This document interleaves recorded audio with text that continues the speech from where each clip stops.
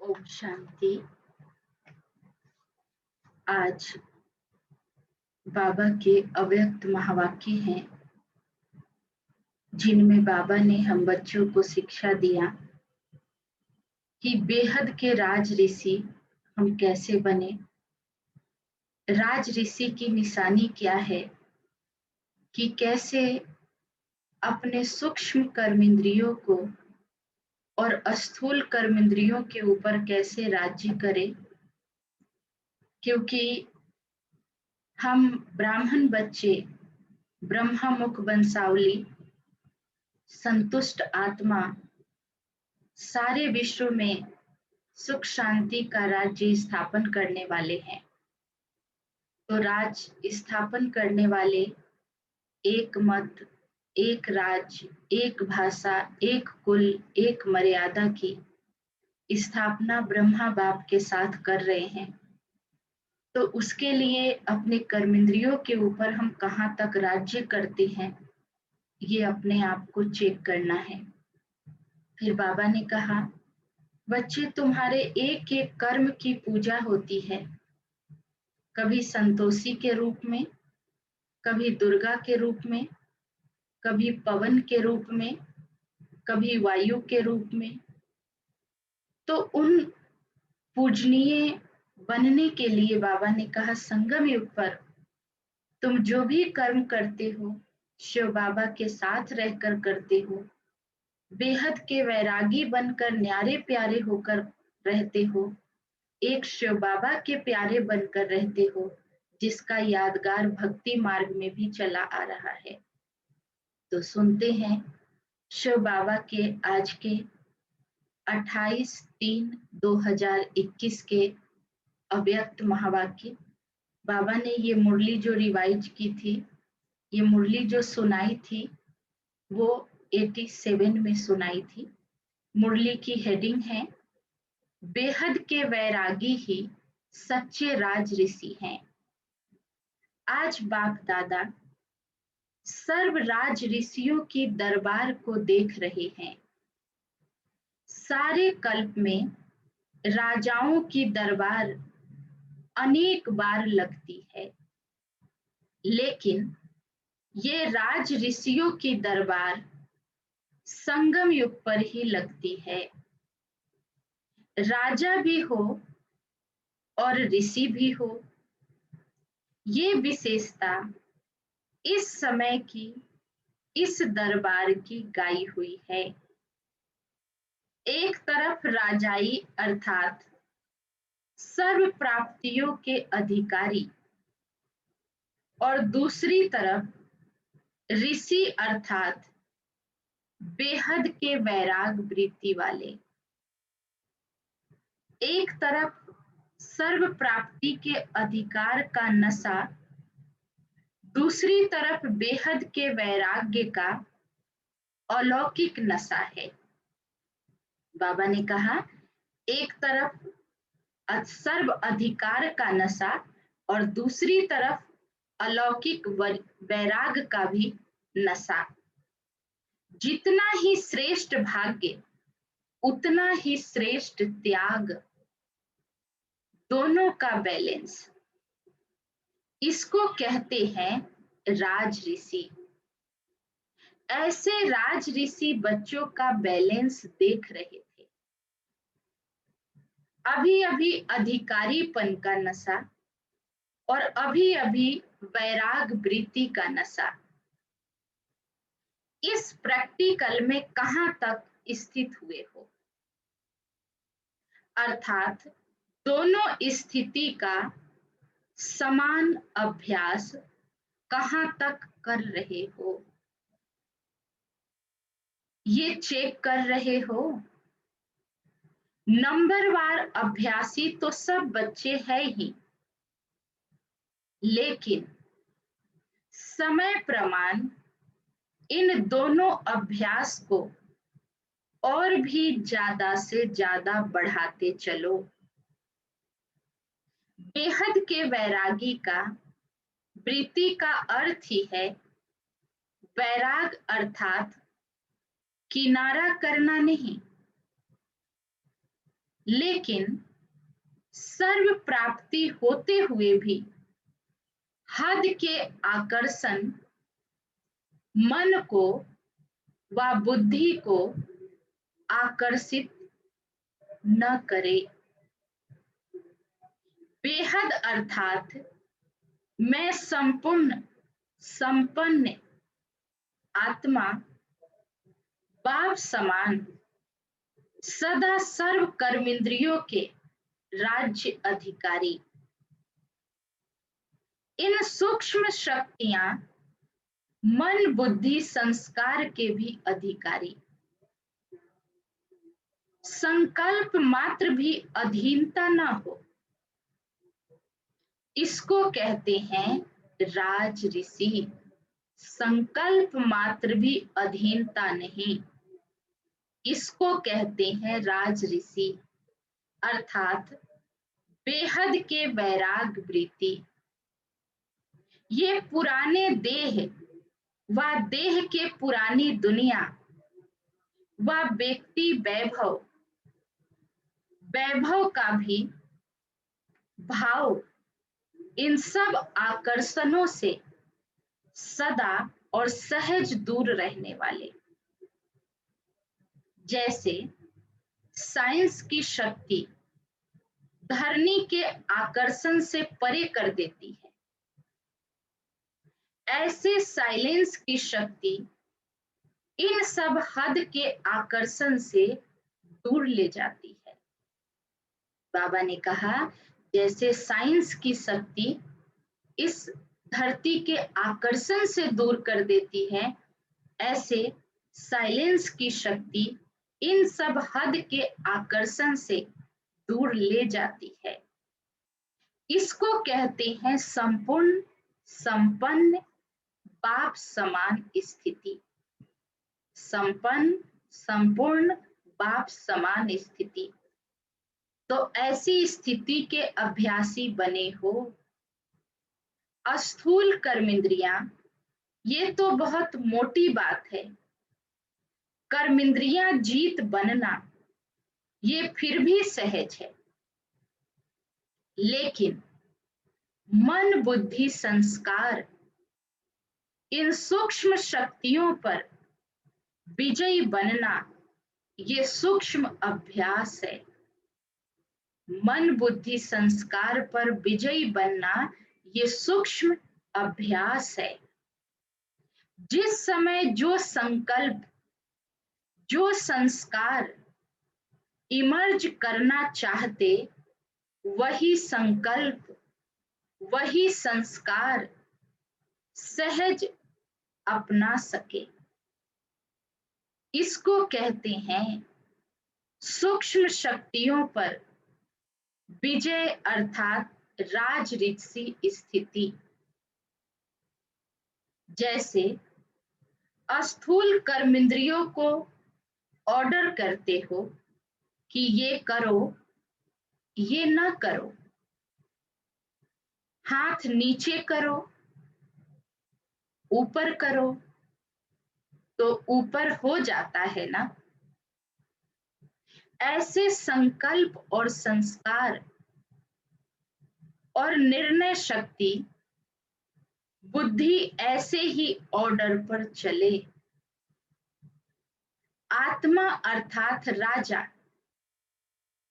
मन को अर्थात संकल्प शक्ति को ऑर्डर करो कि अभी अभी एकाग्र चित्त हो जाओ।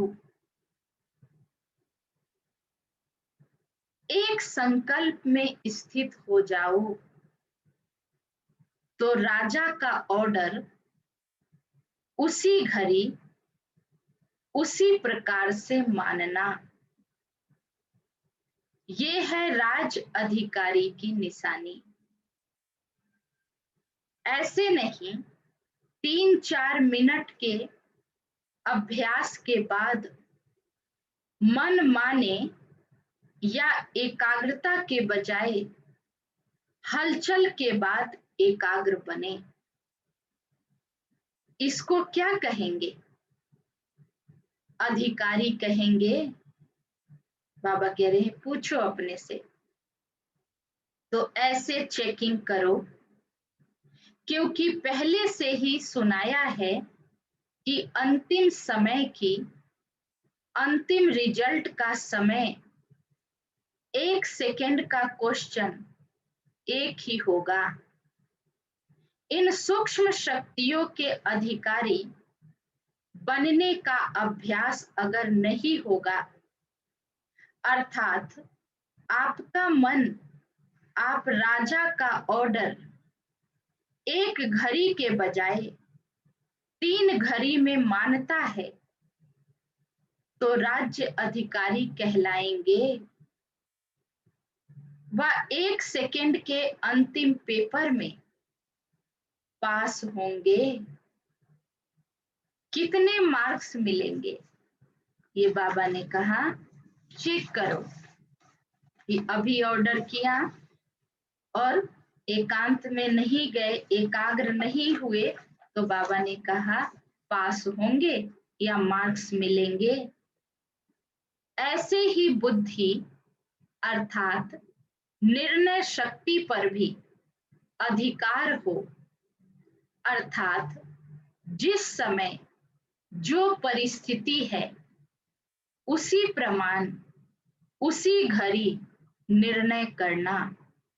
जिस समय जो परिस्थिति है उसी प्रमाण निर्णय करना, इसको कहते हैं बुद्धि पर अधिकार। ऐसे नहीं परिस्थिति या समय बीत जाए फिर निर्णय हो कि ये नहीं होना चाहिए था। अगर ये निर्णय करते हो तो बहुत अच्छा होता है। तो समय पर और यथार्थ निर्णय होना, ये निशानी है राज्य अधिकारी आत्मा की। तो चेक करो, सारे दिन में राज्य अधिकारी अर्थात इन सूक्ष्म शक्तियों को भी ऑर्डर में चलाने वाले कहां तक रहे। रोज अपने कर्मचारी की दरबार लगाओ, चेक करो कि अस्थूल कर्मेंद्रियां या सूक्ष्म कर्मेंद्रियां, ये कर्मचारी कंट्रोल में रहे व नहीं रहे। बाबा ने कहा ये चेक करना, अस्थूल कर्मेंद्रियां भी और सूक्ष्म कर्मेंद्रियां भी।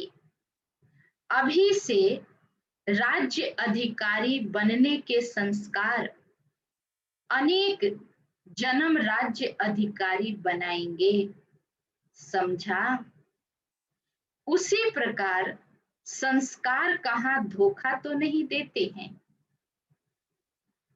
आदि अनादि संस्कार, अनादि शुद्ध श्रेष्ठ पावन संस्कार हैं, सर्वगुण स्वरूप संस्कार हैं और आदि देव आत्मा के राज्य अधिकारी बने के संस्कार सर्व प्राप्ति स्वरूप के संस्कार हैं,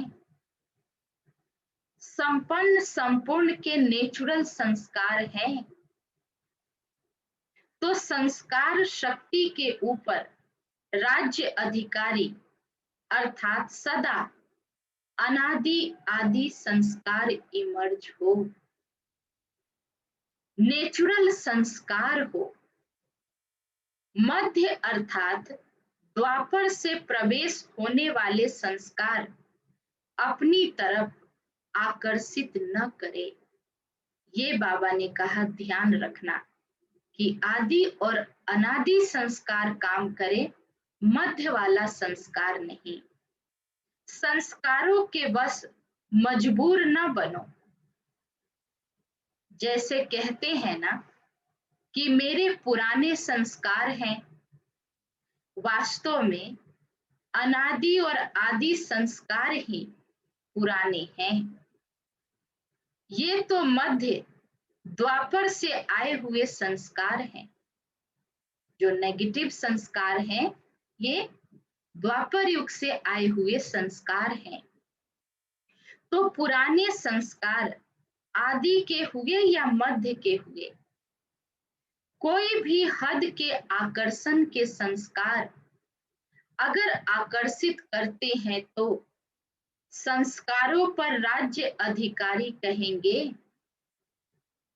राज्य के अंदर एक शक्ति व एक कर्मचारी, कर्मेंद्रियां भी ऑर्डर पर नहीं है तो उनको संपूर्ण राज्य अधिकारी कहेंगे। आप सब बच्चे चैलेंज करते हो कि हम एक राज्य, एक धर्म, एक मत स्थापन करने वाले हैं। ये चैलेंज सभी ब्रह्मा कुमार कुमारियां करते हो ना, तो वो स्थापना होगा, भविष्य में स्थापन होगा। स्थापना के निमित्त कौन है? ब्रह्मा है व विष्णु है। ब्रह्मा द्वारा स्थापना होती है ना। जहां ब्राह्मण है, जहां ब्रह्मा है तो ब्राह्मण भी साथ में है ना। ब्रह्मा द्वारा अर्थात ब्राह्मणों के द्वारा स्थापना वे कब होगी? संगम पर या सतयुग में? वहां तो पालना होगी ना, तो संगम पर ही स्थापना होनी है। सतयुग तो परफेक्ट बनकर जाकर सिर्फ राज्य करेंगे। ब्राह्मण, ब्रह्मा व ब्राह्मणों के द्वारा स्थापना ये अभी होना है। तो पहले स्व के राज्य में देखो कि एक राज्य, एक धर्म, एक मत है। अगर एक कर्मेंद्रियां भी माया की दूसरी मत पर है तो एक राज्य, एक मत नहीं कहेंगे। तो पहले चेक करो, एक राज्य, एक धर्म, स्व के राज्य में स्थापना किया है वह अभी माया तख्त पर बैठ जाती है। बाबा ने कहा चेक करो, ये कभी आप बैठ जाते हो। चैलेंज को प्रैक्टिकल में लाना है व नहीं लाना है, ये चेक करो। आप चाहो अनादि संस्कार और इमर्ज हो जाए मध्य के संस्कार, तो ये अधिकारीपन नहीं हुआ ना। तो राज ऋषि अर्थात सर्व के राज्य अधिकारी, राज्य अधिकारी सदा और सहज तब कहेंगे जब ऋषि अर्थात बेहद के वैराग वृत्ति के अभ्यासी होंगे। बाबा ने कहा राज्य अधिकारी सदा और सहज तब कहेंगे जब ऋषि अर्थात बेहद के वैराग वृत्ति के अभ्यासी होंगे। वैराग अर्थात लगाव नहीं, सदा बाप के प्यारे। प्यारापन ही न्यारा बनाता है ना। बाप का प्यारा बन, न्यारा बन कार्य में आना, इसको कहते हैं बेहद के वैरागी। बाप का प्यारा नहीं तो न्यारा भी नहीं बन सकेंगे। बाप का प्यारा नहीं तो न्यारा भी नहीं बन सकेंगे, लगाव में आ जाएंगे। बाप का प्यारा और किसी व्यक्ति वैभव का प्यारा हो नहीं सकता। वे सदा आकर्षण से परे अर्थात न्यारे होंगे। इसको कहते हैं निर्लेप स्थिति। कोई भी हद के आकर्षण की लेप में आने वाले नहीं। कलयुगी दुनिया के कोई भी आकर्षण के लेप में आने वाले नहीं। रचना या साधनों को निगलेप होकर कार्य में लगाओ। ऐसे बेहद के वैरागी सच्चे राज ऋषि बनो। ऐसे नहीं सोचना सिर्फ एक या दो कर्मचारी रह गए, सिर्फ एक सूक्ष्म शक्ति या कर्मेंद्रियां कंट्रोल में कम है, बाकी सब ठीक है। लेकिन जहां एक भी कमजोरी है तो वो माया का गेट है। चाहे छोटा चाहे बड़ा गेट हो, लेकिन गेट तो है ना। बाबा ने कहा चाहे छोटा चाहे बड़ा गेट तो है ना। अगर गेट खुला रह गया तो माया जीत जगत जीत कैसे बन सकेंगे। एक तरफ एक राज्य एक धर्म की सुनहरी दुनिया का आवाहन कर रहे हो और साथ साथ फिर कमजोरी अर्थात माया का भी आवाहन कर रहे हो, तो रिजल्ट क्या होगी। दुविधा में रह जाएंगे ना। इसीलिए ये छोटी बात नहीं समझो, समय पड़ा है, कर लेंगे।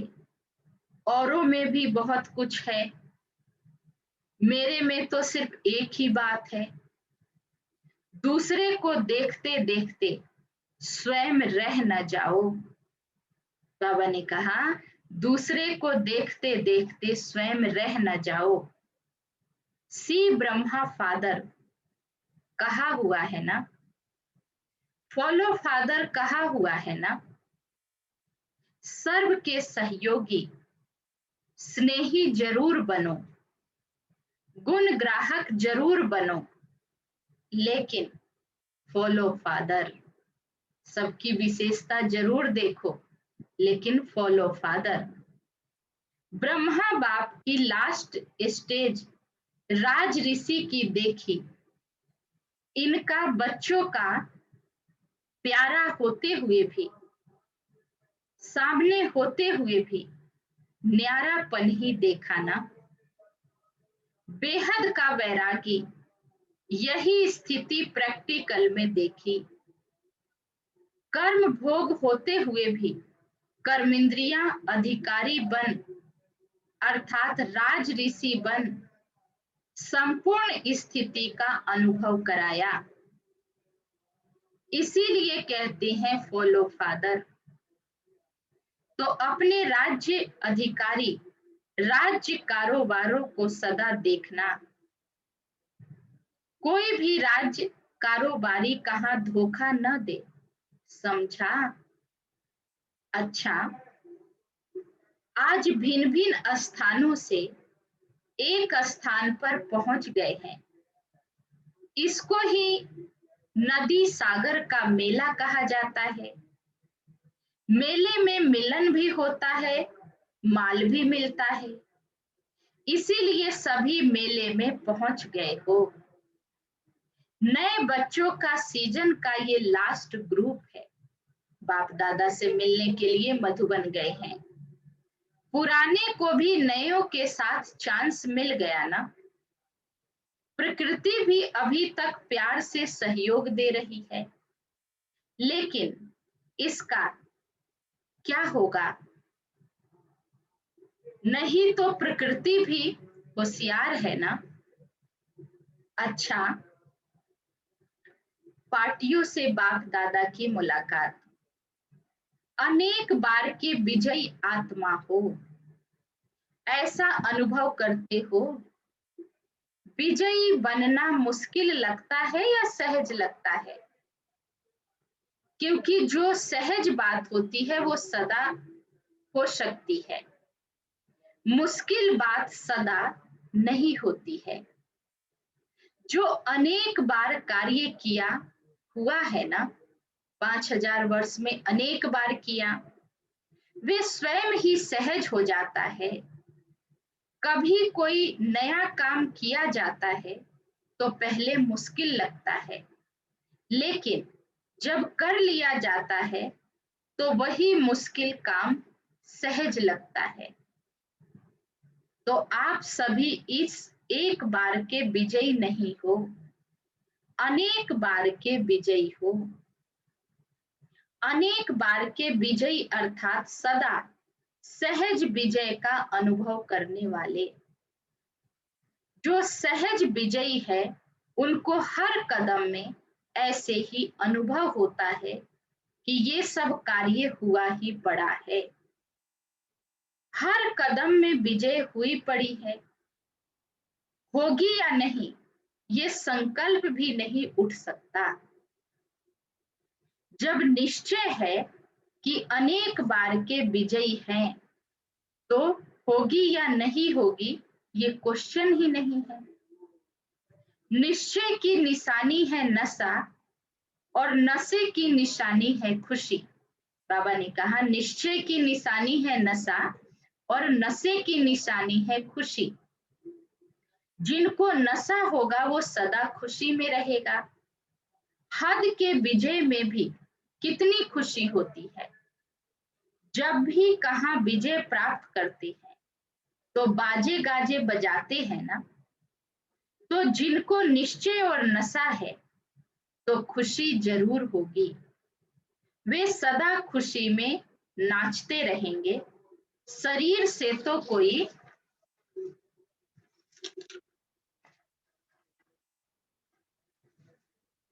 नाच सकते हैं, कोई नहीं भी नाच सकते हैं, लेकिन मन में खुशी का नाचना, ये बेड पर बीमार भी नाच सकता है। तबीयत भी खराब है तो भी मन की स्थिति अच्छी है तो डांस कर सकते हैं। कोई भी हो ये नाचना सबके लिए सहज है, क्योंकि विजय होना अर्थात खुशी के बाजे बजना। जब बाजे बजते हैं तो पांव आप ही चलते हैं। जो नहीं भी जानते होंगे वो भी बैठे बैठे नाचते रहेंगे, पांव हिलाएंगे, कंधा भी हिलाएंगे। तो आप सभी अनेक बार के विजयी हो। इसी खुशी में सदा आगे बढ़ते चलो। दुनिया में सबको आवश्यकता है ही खुशी की, और क्या चाहिए। चाहे सर्व प्राप्ति हो लेकिन खुशी की प्राप्ति नहीं, तो जो अविनाशी खुशी की आवश्यकता दुनिया को है वे खुशी सदा बांटते रहो। अपने को भाग्यवान समझ हर कदम में श्रेष्ठ भाग्य का अनुभव करते हो, क्योंकि इस समय बाप भाग्य विधाता बन भाग्य देने के लिए आए हुए हैं। भाग्य विधाता भाग बांट रहा है। बांटने के समय जो जितना लेना चाहे उतना ले सकता है। सभी को अधिकार है, जो ले जितना ले। तो ऐसे समय पर कितना भाग्य बनाया ये चेक करो, क्योंकि अब नहीं तो सिर्फ कब नहीं। इसीलिए हर कदम में भाग्य की लकीर खींचने का कलम बाप ने सभी बच्चों को दिया है। कलम हाथ में है और छुट्टी है। जैसा भाग्य बनाना है हम बना सकते हैं। जितनी लकीर खींचना चाहो उतना खींच सकते हो। कितना बढ़िया चांस है ना। तो सदा इस भाग्यवान समय के महत्व को जान इतना ही जमा करते हो ना। ऐसा ना हो कि चाहते तो बहुत थे लेकिन कर न सके। करना तो बहुत था लेकिन किया इतना, ये अपने प्रति उल्हाना न रह जाए। समझा। तो सदा भाग्य की लकीर श्रेष्ठ बनाते चलो और औरों को भी इस श्रेष्ठ भाग्य की पहचान देते चलो। वाह मेरा श्रेष्ठ भाग्य वाह, ऐसी खुशी के गीत सदा गाते रहो। सदा अपने को स्वदर्शन चक्रधारी श्रेष्ठ आत्मा अनुभव करते हो। स्वदर्शन चक्र अर्थात सदा माया के अनेक चक्रों से छूटने वाले। स्वदर्शन चक्र सदा के लिए चक्रवर्ती राज्य भाग्य के अधिकारी बना देता है। ये स्वदर्शन चक्र का ज्ञान इस संगम पर ही प्राप्त होता है। ब्राह्मण आत्माएं होना, इसीलिए स्वदर्शन चक्रधारी हो। ब्राह्मणों को सदा चोटी पर दिखाते हैं, चोटी अर्थात ऊंचा। ब्राह्मण अर्थात सदा श्रेष्ठ कर्म करने वाले, ब्राह्मण अर्थात सदा श्रेष्ठ धर्म धारणाओं में रहने वाले। ये बाबा ब्राह्मणों की विशेषता बता रहे हैं। ऐसे ब्राह्मण होना, नामधारी ब्राह्मण नहीं, काम करने वाले ब्राह्मण, क्योंकि ब्राह्मणों का अभी अंत में कितना नाम है। आप सच्चे ब्राह्मणों का ये यादगार अब तक चल रहा है। कोई भी श्रेष्ठ काम होगा तो ब्राह्मणों को बुलाएंगे, क्योंकि ब्राह्मण ही इतने श्रेष्ठ हैं। तो जिस समय इतने श्रेष्ठ बने, अभी वो समय है ना, अभी वो बन रहे हैं ना, जिसकी यादगार भक्ति मार्ग में कोई भी कार्य करो तो ब्राह्मणों को ही बुलाते हैं। अभी तक श्रेष्ठ कार्य का यादगार चला आ रहा है ना। हर संकल्प, हर बोल, हर कर्म श्रेष्ठ करने वाले ऐसे स्वदर्शन चक्रधारी श्रेष्ठ ब्राह्मण हैं। सदा इसी स्मृति में रहते हो। बाबा पूछ रहे हैं कि सदा इसी स्मृति में रहते हो। अच्छा, चारों ओर के सदा राज ऋषि बच्चों को, सदा स्व पर राज करने वाले, सदा विजयी बन निर्विघ्न राज्य कारोबार चलाने वाले अधिकारी बच्चों को, सदा बेहद के वैराग वृत्ति में रहने वाले सभी राज ऋषि कुमारियों को, सदा बाप के प्यारे बन न्यारे हो कार्य करने वाले न्यारे और प्यारे बच्चों को, सदा ब्रह्मा बाप को फॉलो करने वाले वफादार बच्चों को बाप दादा का याद प्यार और नमस्ते।